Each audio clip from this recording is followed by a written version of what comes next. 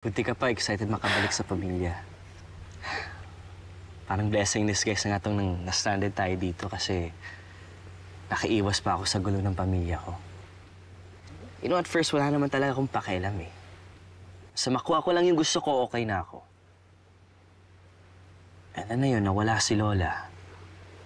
That really changed everything. And we got all the company shares that we wanted. Pero alam mo, parang may kulang pa din eh.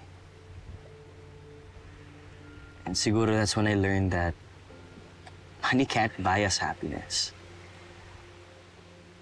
And I must admit, I'm not a perfect grandson. Talagang sick naman si Lola dati pa. And ramdam na ramdam namin yung pagmamahal niya sa amin. It's just that I took it for granted.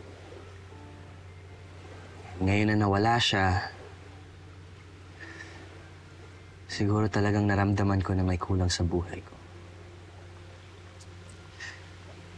Naramdaman ko talagang miss ko na si Lola. Siguro doon dahil hindi ko maamin sa sarili ko na mahal ko siya.